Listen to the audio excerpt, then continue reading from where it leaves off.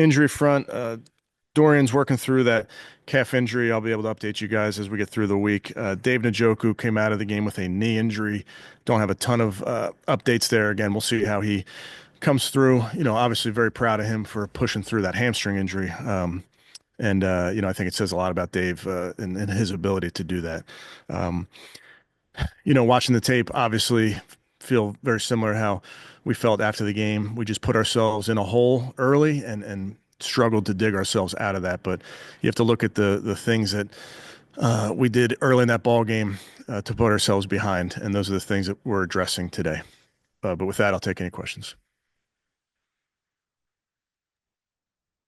Right, first question go to Tony. All righty. All right. Kevin, this isn't the first time you've been asked about Judy not getting the ball enough, and you've always responded, yes, we have to get him the ball.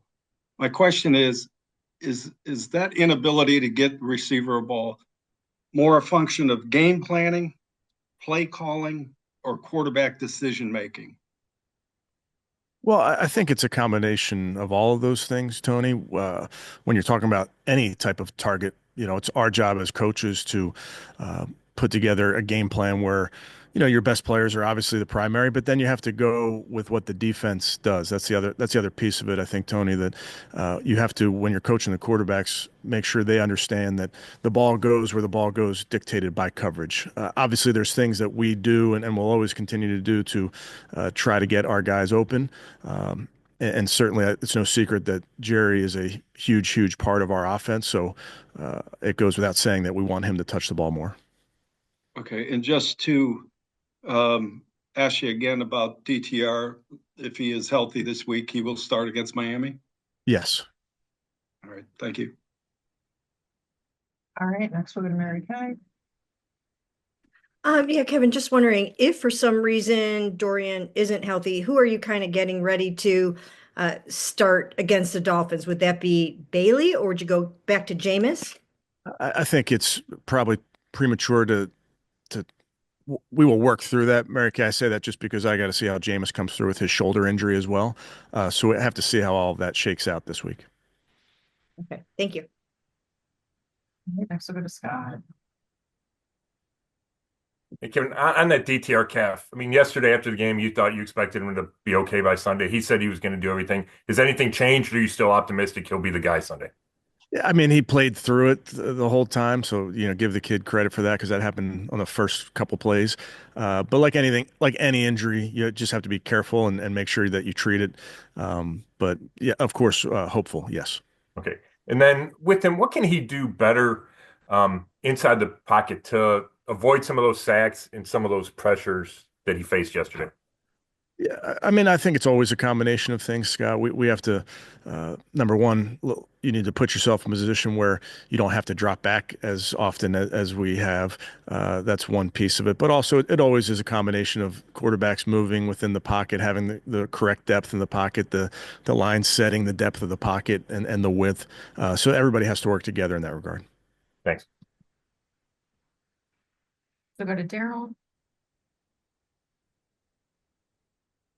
Yeah, Kevin, DTR didn't have any passing yards or net passing yards, I should say, there in that first half, but he seemed to kind of get on a little bit of a roll there in the third quarter. Just what did you see from him coming out of the locker room, and how can he build on that from a developmental standpoint in these next couple of weeks?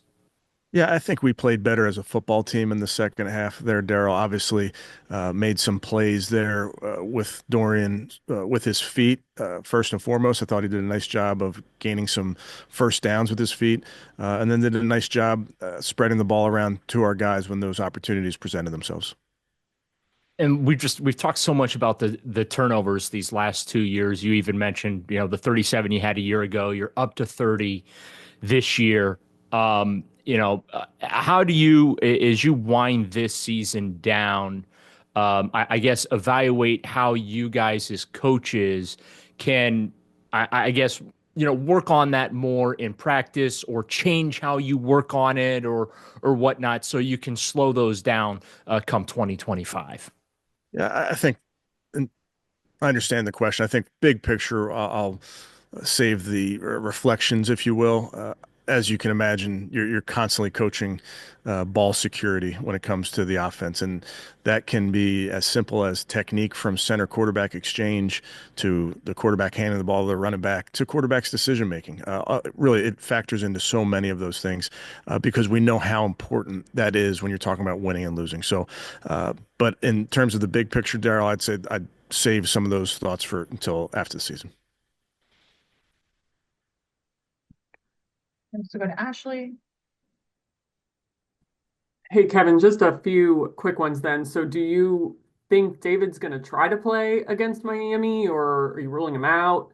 No, not ruling him out. I don't have all the information yet, just yet. Ashley, I'll update you guys when appropriate. As you can imagine, if he can play, he'll play.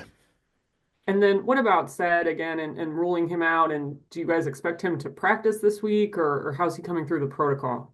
Yeah, still making his way through the protocol, and we'll be obviously patient with this and make sure he's you know accomplishing all the appropriate steps. But we'll see how it goes. Thanks. So go to Cam. Hey, Kevin, I know that Dustin Hopkins has a process and he kind of sticks to it, stays confident in that. Is there at any point, though, where you see some of those struggles and you want to maybe insert a different process, kind of have him switch it up, have him try something new, or do you kind of let that process play out despite that? Well, I think to your question, Cam, I think we have to work through it. I think it's something that he's continuing to work through. Obviously, wants to get his technique back down to where he feels really good about it, and we'll just work through it. Is really the bottom line. Thank you. We'll go back to Mary Kay. Yeah, Kevin, just wondering, I'm not sure if you said this already or not, but is Dave having an MRI today? Yes, but I don't have all the information yet Okay. on the injury. Okay. And then the other question is, in the event that Bailey has to start, or if not, maybe serve as the backup again, what have you seen in him in his short time here to show you that he could go in there and function well? Yeah, we have confidence in all of our guys. Mary Kay, I think Bailey has done a nice job since he's gotten here picking up the system. I think he probably had the system down after about a day. Very intelligent. And then there's some similarities to what he was doing when he was in New England this summer. So really understands what we have to do. He's done a nice job in practice. So, but we'll see where this week takes us. Thank you. We'll go back to Scott. Hey, Kevin, I know we see Miles do a bunch of, freak stuff, but did you get a good view of him chasing down Burrow toward your guys' sideline yesterday? And did that it looked different to me, the speed he was using in that effort to get to him? Yeah, obviously I had a good view of that when it happened live, and then had a good view of it just watching the tape. And listen, that's a unbelievable effort play to run him down, to contact him inbounds, versus a player that we know is very, very elusive. So that's when we're at our best. That's our defense flying around the field. And then the Mahmoud, when he got the neutral zone when they were at the one, looked like he objected. Did he go offside? And if so, how frustrating? Because obviously that's what they were trying to do, is get him to jump offside. Listen, Mahmoud is a young player. He's a very, very smart player. That was not his best play. That's not indicative of the type of player he is, and he will learn from that. And honestly, our entire team will learn from that. Thanks. We'll go to Tom. Thanks, Jordan. Hey, Kevin. And I apologize if you were asked about this yesterday. On Friday, Miles talked about not wanting to go through a rebuild again here. And, I know you don't want to share any conversations you've had with him personally, but can you appreciate, his frustration? And I know you would probably always encourage your players to speak their minds when they have the opportunity. Yeah, like you said, Tom, any conversations I'd keep with our guys, and I have a lot of conversations with our guys, so they know that they can share their opinions with me, and it'll always be that way. Obviously, Miles, all of our guys are extremely competitive, and they want to obviously win these games. We want to win this one versus Miami. That's our focus. Thanks. We'll go back to Tony. All right, Kevin, that was Ken Dorsey's first game calling plays for Dorian. What is the natural growth process between play caller and a brand new quarterback? Should we expect that to be good right off the bat? I think it always is dependent on so many things, Tony. I think we can play better as a team. We can play better as an offense starting this week. There's things that I know we can improve upon.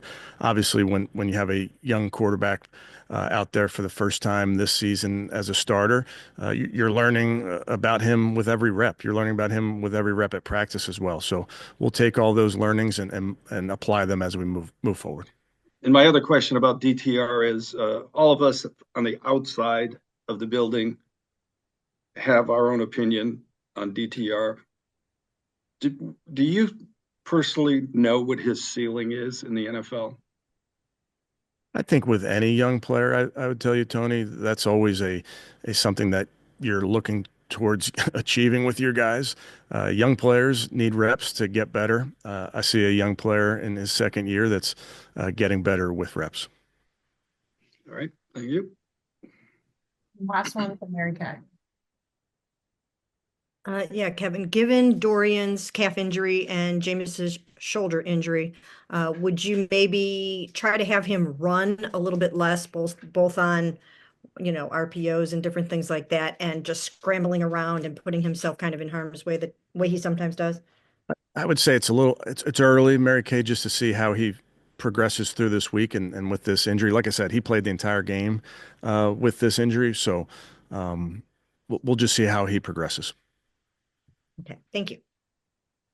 Thanks, Coach. Appreciate it. Okay, thanks, guys.